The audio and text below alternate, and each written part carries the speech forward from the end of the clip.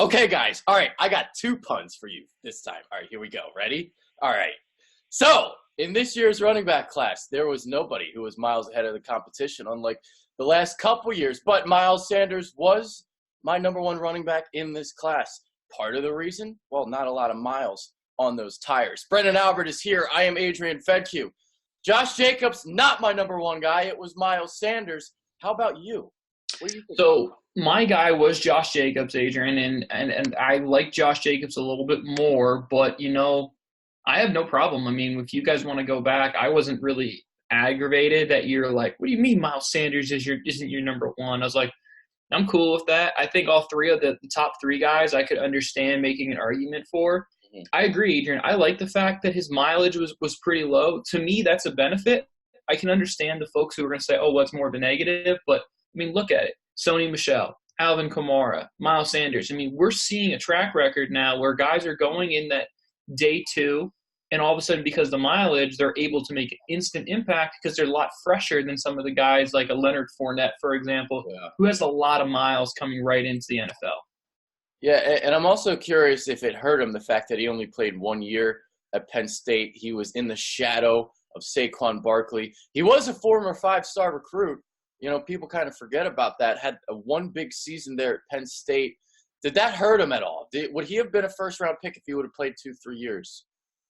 I don't think so, Adrian. And I say that because, I mean, look, he went, top of the second, right? So, like, what we're really saying is would he go 10 picks earlier if he came back? I don't know. I mean, I don't think so. I think we're kind of splitting hairs to be truthful there, especially because you look at next year's draft. We got a lot of really good running backs, and Yes. no disrespect to Miles Sanders, I don't think he's as good as some of those other guys coming up next year. So for him to come out now, I think was a smart move.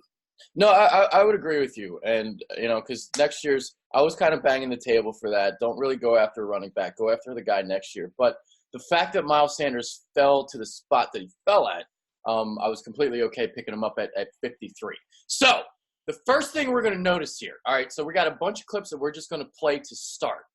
Now, in my opinion, Miles Sanders was my number one running back because of his ability to press the line of scrimmage, dart through the hole, and make people miss on the second level. Making people miss, whether that's through a jump cut or lowering his shoulder and gaining those extra yardage by, basically moving that defender. Yeah, there's no doubt about it. Miles Sanders' best ability is his ability to consistently make the first guy miss. And you're going to see it here. Just the safety has him dead to rights, and all of a sudden he has that stop stutter that he can bounce outside. Miles Sanders is very, very consistent at making defenders miss.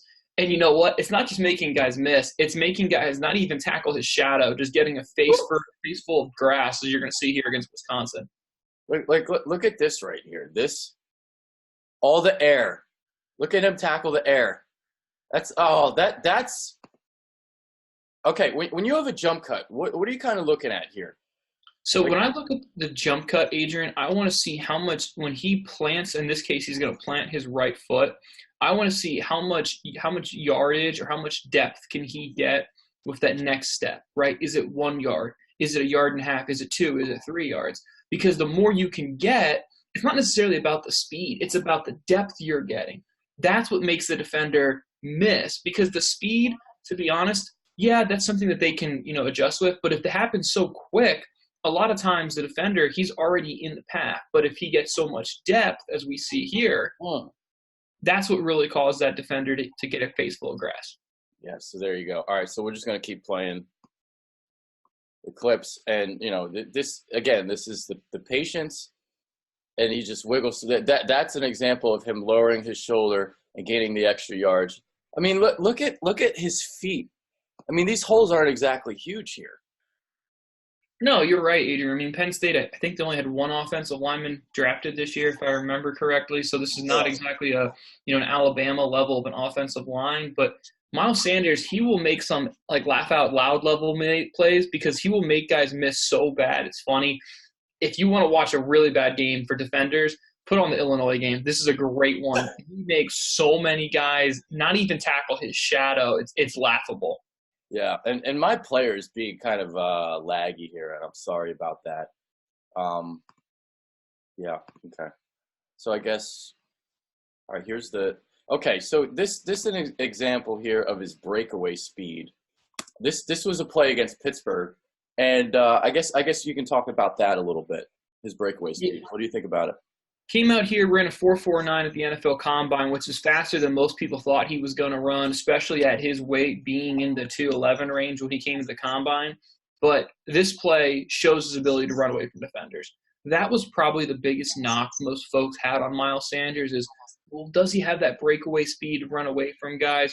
Well, the way I look at it, Kareem Hunt's a perfect example. He never had the breakaway speed. You go put on the Chiefs-Patriots game, and he's running away from guys.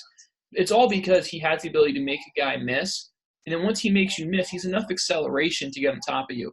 He's probably not going to run a lot of races straight up against guys. But because he has the ability to make guys miss and has a really good acceleration, Adrian, that's what gives him the ability to run away from defenders. Okay. All right, I'm going to try stop sharing this for a second and try sharing it again. My video player is acting up. Is it lagging for you as well? It was. Yeah, it's not looking good at all, to be honest with you. Okay, so we're going to try this again. I don't know why it's acting like this because it's never acts like this. So we'll try this again. And we'll hit the play button, and we'll see if Miles Sanders – man, damn it. Why is it acting like this? This is terrible, Brendan. That's okay. Let's just kind of let's talk without it. So let's talk more about what Miles Sanders' biggest pros are, right? His biggest pros is ability in space. This is something, especially you look at the Eagles, for example, Jordan Howard's not the guy in space. Jordan Howard's the guy between the tackles. He's going to do all the ugly yardage. Miles Sanders, my player comp to him is Devontae Freeman. Now, he's much bigger than Freeman is from the Falcons, but it's the same general idea. Has the ability to make defenders miss in space, is a really good pass catcher out of the backfield, and has the ability to really hurt you on third down, especially if you get a linebacker on him.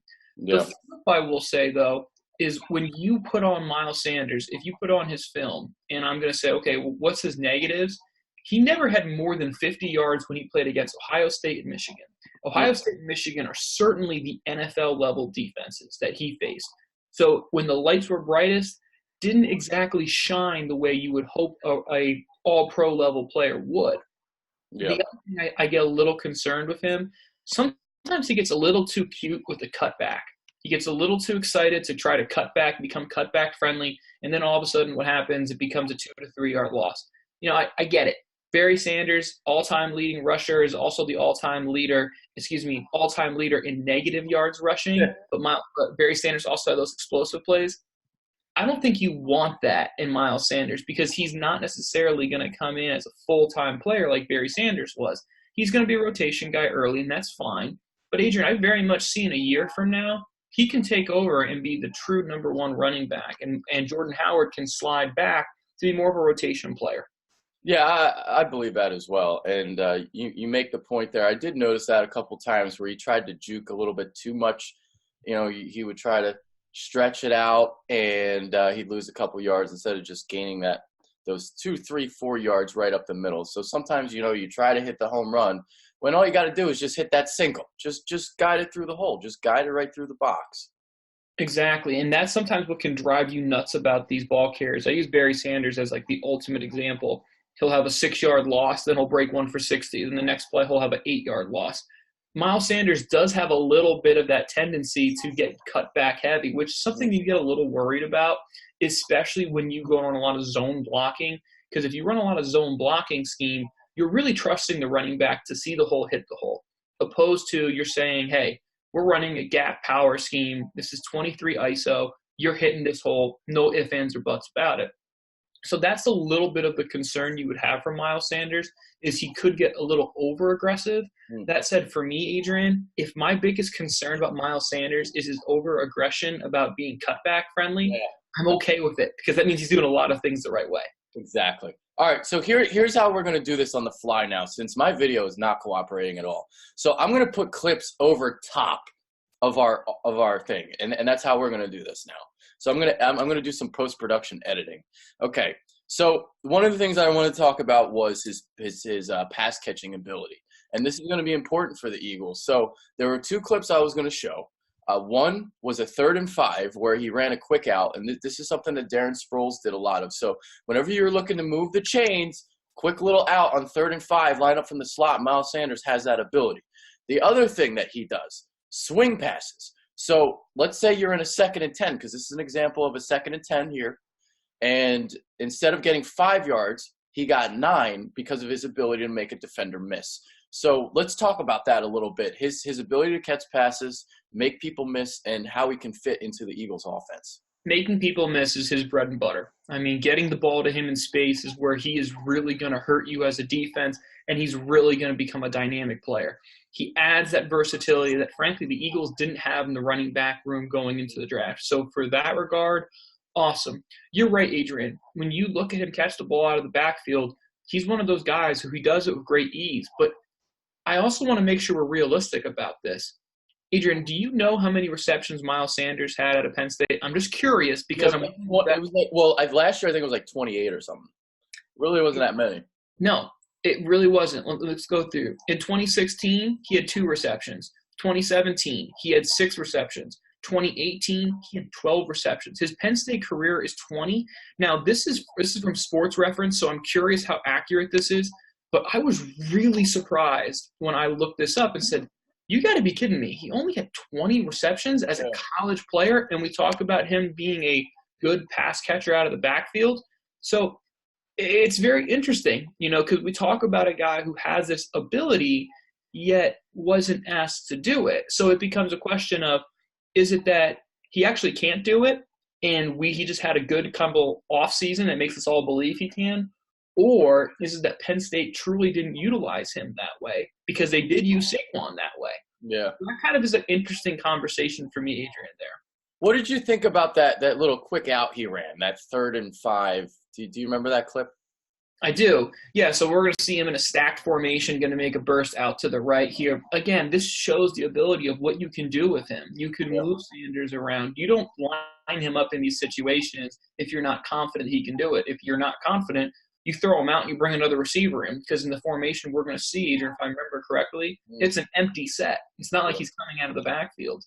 So he has this ability. He has obviously some confidence from Penn State if they're putting him in these positions. I just can't fathom and understand why they didn't throw him to him more often. Yeah, that's a great point, because it's like, all right, he only had 12 receptions this year, but you had the confidence in him to put him out there on a 3rd and 5 and run a quick out with him for a first down. So maybe James Franklin doesn't know what he's doing. Well, I mean, there's still a 4th and 3 play against Ohio State when he runs inside zone. I'm just like, what? Very possible he just doesn't know what he's doing. Yeah, I was just like, what are we doing? Now, there is other versatility here. Let's go back to 2016 when Miles Sanders was a freshman. 33 returns. Ooh. So this is an interesting thing because obviously as he started to cement himself as a full-time starter, not a rotation guy, we saw less and less returns. In fact, in 2018, he had a grand total of 0 returns, which is pretty normal, what you would expect from your starting running back. You're trying to avoid hits for him. But if the Eagles, let's say, for example, maybe getting a little bit of concern about who's going to be the return man, maybe this year you can put Miles Sanders back there for a couple plays here and there until you figure out a long-term solution at the return position. Okay. All right. So we got 2 more clips that we're going to show, and hopefully we can kind of remember what they are off the top of my head as I put them in post-production. So the 3rd and 1 run, the 4th and 1 run, if I remember correctly, I really like this run where he just kind of hovered along the line of scrimmage, patience exhibited, and then he darts through the hole and gets the first down. And then I believe he leapt over somebody as well. Yeah, I'm pretty sure this is an IU game, and you're going to see him running from left to right here, folks. And Adrian used the word perfectly, patience. Patience is not something that typically you have it or you don't. It is something that running backs can grow into, especially as they get used to the speed of the game. Everyone hears that term, hey, the NFL speed's so much higher. Look at Le'Veon Bell. It's a great example. He didn't come into the NFL with all that patience. He had to develop that patience there.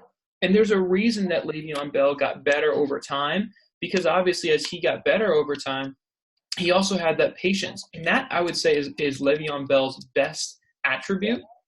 And I think that's something that I'm really curious to see if Miles Sanders can develop, similar to how James Conner showed that development this year. He wasn't a patient guy at Pitt, but he showed that patience, developed that patience. And Adrian, this is something I need to see more consistency with Sanders, because if he shows that consistency, oh boy, he's going to be special. Yeah. Okay, one last thing. And I will say this about Sanders. I was pleasantly surprised because a lot of these running backs that come out, you don't see them really good in pass protection. But Miles Sanders, I thought, looked pretty good. And it wasn't just pass protection I saw. There were times where he's lined in a bunch set, and he's the lead blocker. He's the lead blocker on a quarterback draw. So I was surprised to see some of the stuff that I saw with him as a lead blocker in some bunch sets. He's very willing, right? I mean, I think that's the first thing I would say. He's willing. Yeah, that's the right word. He does not have any fear about getting his nose dirty. You're going to see a clip, I believe, against Kentucky. He does a really nice job at staying square, sliding, waiting until he has that attack angle, and then you'll notice him kind of do that spring motion, right, where he'll coil down and then pop, bang right through, which is awesome. He can be a little wild sometimes. Sometimes he can get a little aggressive, especially when you talk about that spring motion. A lot of times you talk about that with backs. They don't always bring their hands inside. And then what happens is you see a big collision, but the defender can spin off it and then maybe is able to still make the play. So he can be a little bit inconsistent. But you know what, Adrian? Besides Ezekiel Elliott, I don't think there's ever been a rookie running back who's come in right away completely ready to play pass protection. So that's completely normal for running backs to still develop that.